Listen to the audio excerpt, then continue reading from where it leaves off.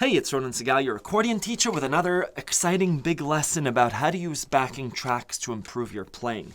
Backing tracks are a fantastic learning tool no matter where you are. If you're just getting started, if you just picked up your accordion, I encourage you to use backing tracks to practice your right hand scales, to practice your left hand movements.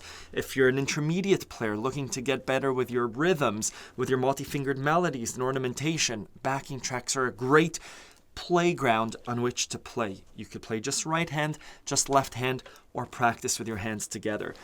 On today's lesson, I'm going to be showing you how to play along to a Tango backing track.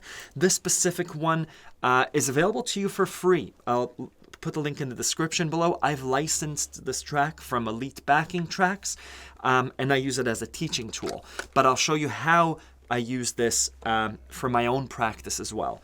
So let's get started. I've pulled up this track. I've listened to it once. So what I would do if I were you, and what I would do if I was me, which I am, is I'd listen to a bit of the track to get an idea of the chord changes. It's kind of like pulling up the sheet music. I don't just play it right away. I need to read through it to make sure I know everything. It's like pulling up a recipe card. I don't just start mixing the things. I want to make sure I have all my ingredients. So let's have a listen and see what this sounds like. A minor, do I know it? Yeah. D minor, it's kind of a chill out track. It's kind of slow. Hold the D minor for a bit. E7. A minor. Let's pause there. Those three chords, do I know them? Yeah. Do I know them on my left hand? I do. A minor to D minor to an E7. If I don't know my sevenths yet, I could practice that movement from D to E7. Here's my 7. If not, you can just do an E major to A minor. That's all I'm going to look at right now. A minor to D minor to E7. I'm just doing the rhythm for my own sake. I could do a legato, or I could do a minor. I know those movements. Do I know those chords on my right hand? If not, refer to the accordionlove.com lesson on how to build majors and minors. A minor, D minor, E7, A minor. An E7 is just an E major, but instead of the E, I push the D. A minor. So I'm going to try and switch between those. If you're just getting started with the accordion, can you build an A minor and switch to a D minor? If not, if you don't know those two voicings, this should be your practice, because that will make your playing much nicer when it comes time to the track. Let's keep listening. Just because there's a jump here from an A minor to the F major, I want to hear that a few times.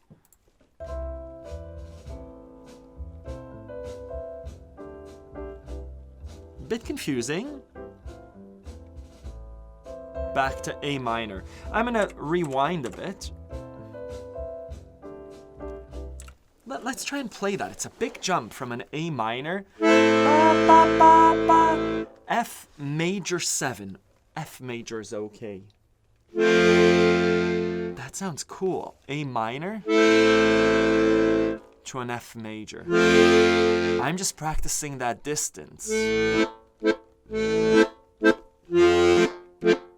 Look at my lesson on making large bass jumps if you're having trouble with that. But that's in the song. Fine. I might actually omit my left hand if that bass jump is a bit too big for me. And the switch between A minor and F to an F major 7 is actually, I just put the F there, and that's my F major 7. A minor, F major 7. Good. So that's how I would go through. I would listen to the song for 4 minutes. I'm not going to do that on camera. And make sure I know all the chords. I'm looking through. The only big jump is to a B7, and I know how to do that. And then it goes to an E major 7 every time. B major 7. I mean B7, E7 to A minor. That happens twice. B, E, A minor, B, E, A minor. I'm going to take 2 minutes to play through the track live. I haven't done this yet, just to show you what I would do as a beginner and as a more advanced player. I'll play through it just as a beginner once. I'm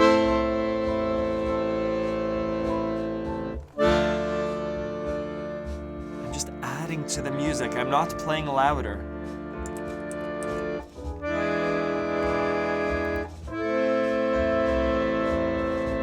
Let's get this F jump.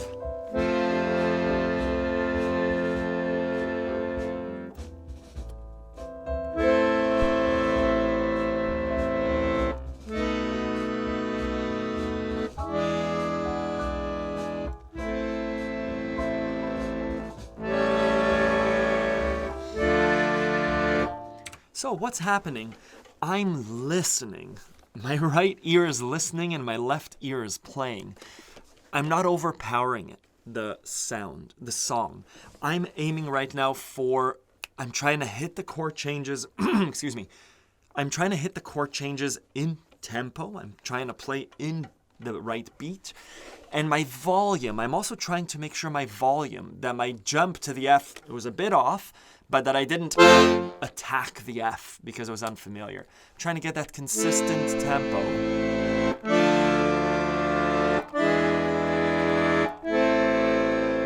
That's my first step. I'm going to try and do the same thing. I'm going to rewind. I'm going to do the same thing with my right hand.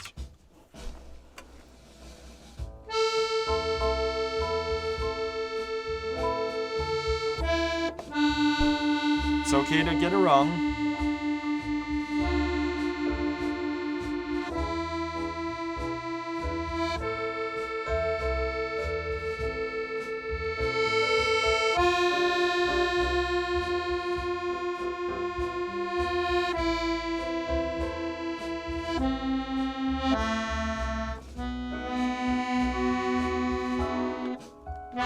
That was a fast chord change.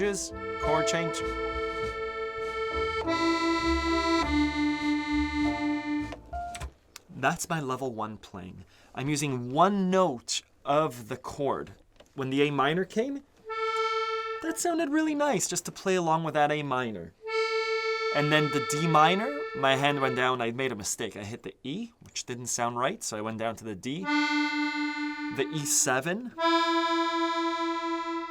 And that's the most basic version of accompanying a backing track. Just playing what's on the screen. A minor, I'll hit the A minor.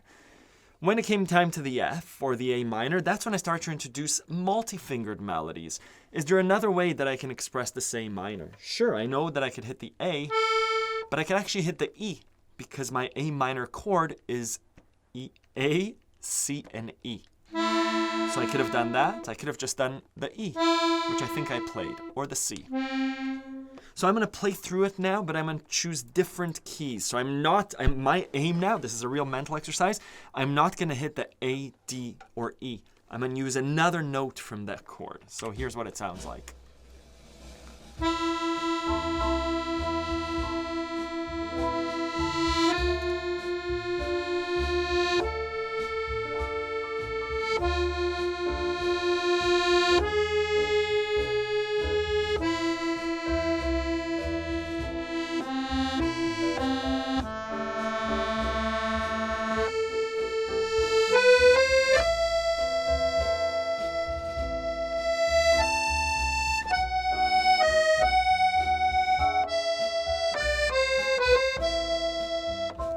So again, when the A minor was there, I used an E.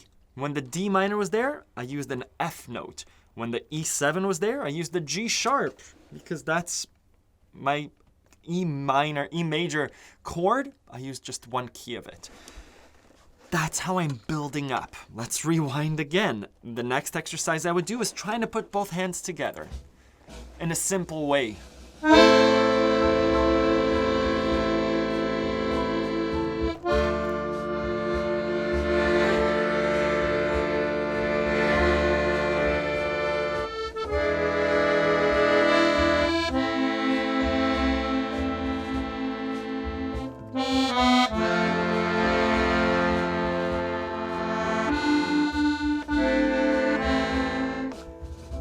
right? Just the same thing I was doing beforehand, separate, trying to incorporate together. Again, I'm aiming for consistent tempo and dynamics, not overpowering the track. I was starting to get louder than the track, in which case I would turn up the volume of the track, but again, I'm trying to play softly. Let me show you the next level, the intermediate level of playing along to a backing track. What I'm going to try and do is, I'm going to omit my left hand. I'm going to try and do more right hand. I'm going to introduce a bit of rhythm. Right now I've been holding the note, holding the chord, holding the chord. I'm going to try and add some rhythm. So I might go for the A minor, maybe this for the D minor. I'll do that. I'll also add some connecting notes, trills, ornaments, and if I have an A minor, how do I connect it to this D minor? I might go adding those little connecting notes, and you'll see how that starts to complete the sound a bit.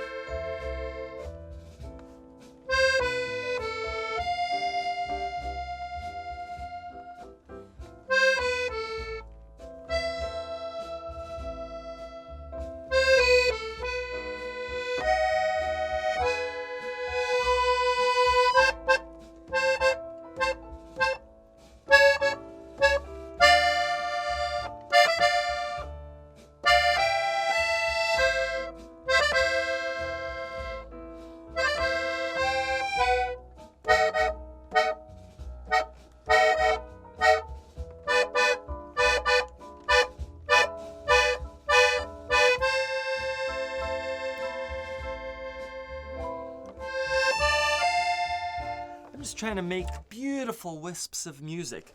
That works. I feel a little bit limited. My hands want to do some more runs. But I started off here, and I started going up using what we had in the November challenge, sliding up to a note. Automatically that added a bit more interest instead of just hitting. Can we slide up to it? Yeah, adding some multi-fingered melodies. Some little trills. Right? Those kinds of things. I'm going to add some more interesting left hand and see how that works, and probably throw in some right hand too. Switch sounds.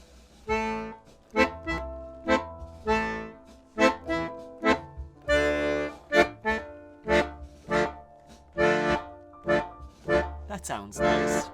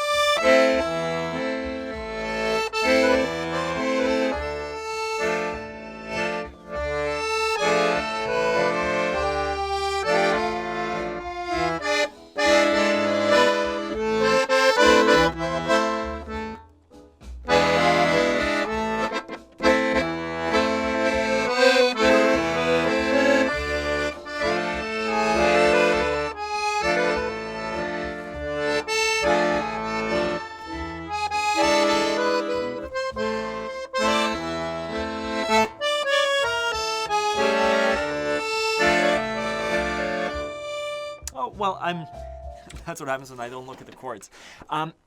That's what it's like for me to build up my skill in playing backing tracks. Now, Elite Backing Tracks and other backing track providers, they provide different backing tracks. This one has no keyboard part. So you're free to just play along with a drum, the bassist, and let's see what this sounds like.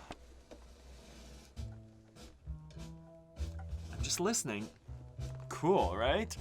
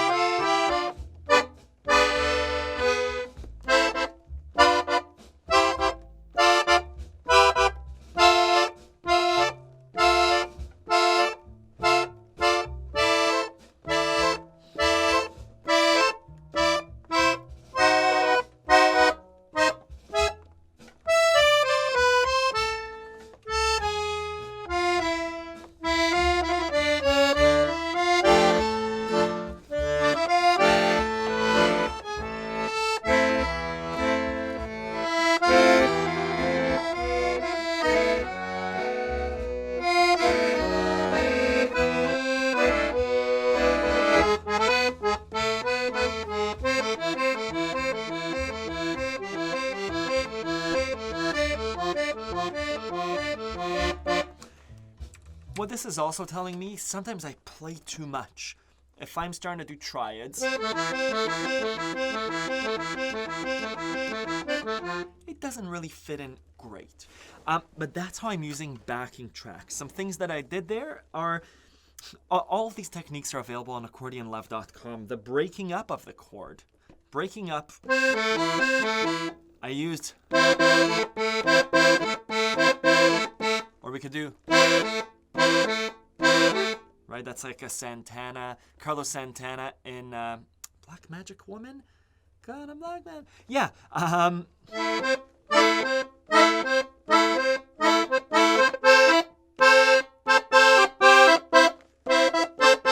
Try different combinations. Now, some other thing, in order to build up my skill as a soloist, I like to use other instruments too. I can omit my left hand and play the accordion. What I really love to do is I love using my glockenspiel and my melodica. So, I have my glockenspiel here. Glockenspiel is, I have my keyboard here, right? This is like do, re, mi, fa, sol. I'm just using a mallet. And let me show you what it's like to play along to a backing track with this guy.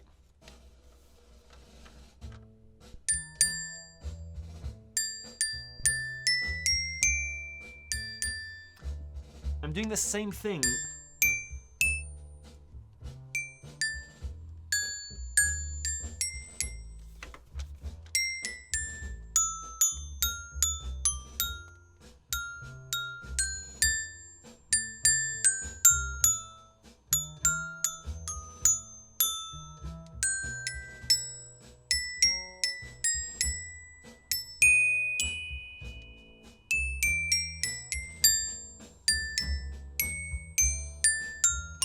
Right, there's my triad.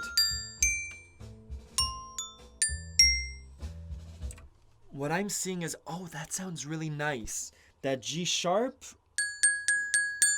worked really well there. And again, I'm separating myself from this kind of thing that might be limiting. Maybe the piano is limiting. What I like to do as well, I saw yesterday someone on a Reddit, in a community, had a question about, hey, is it okay to pick up a melodica? Is it a good replacement for the accordion while I wait for my accordion? My answer is yes, yes, yes. It's a great idea. Obviously, just to practice your right hand movement, I'm going to do the same thing, but it's going to sound totally different than it did on the accordion. I'm going to use the same principles.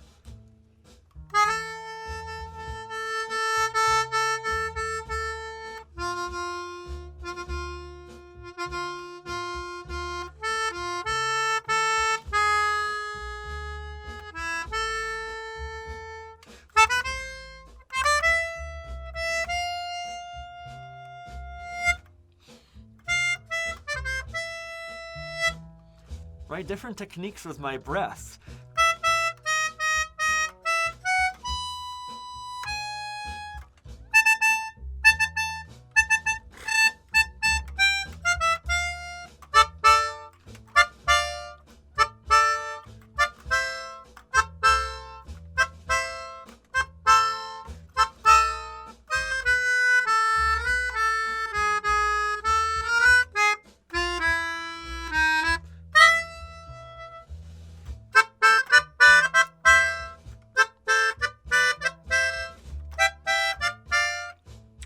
Right? So cool. Totally different things open up when I'm not constricted to this pose in the accordion. My breath is now controlling this. I've never thought that that would sound nice.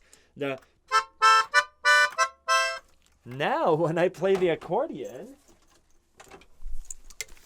next time I pick the accordion, I'm going to try and reproduce that. Those sharp things.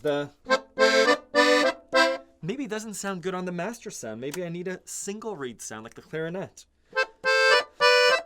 Yeah, let's rewind. That sounded nice.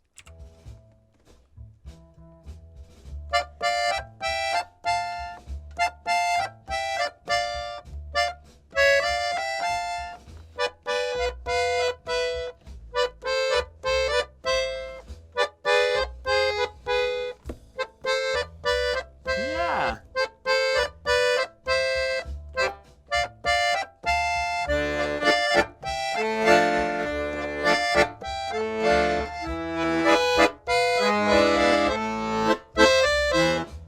Right? All these things are telling me different things.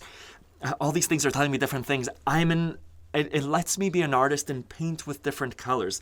This set of colors is very different than the melodica. The melodica and the breath, to do those triple breaths, that sounded really cool. Again, just little tools in your paint kit that you can paint with. This backing track and these backing tracks are free for you to play with. Check them out. Check out any genre that you want to play with. The principles are the same. We approach each track the same way. I listen to it. I look at all these chords. Do I know how to play them? Is there a tricky chord that I want to get better at? That F sharp major. Sure. That probably is nicer than this. Or not. Let me try it out. These backing tracks are a great learning tool. All of the techniques that I've been using today, I have lessons for, detailed lessons on how to build them, how to have your finger practice over on accordionlove.com. There's a free 3-day trial. I encourage you to check it out, see how I teach, plus lots of other songs and techniques. Enjoy this. I hope you're well. Thank you. That sounded really cool. That sounded really cool.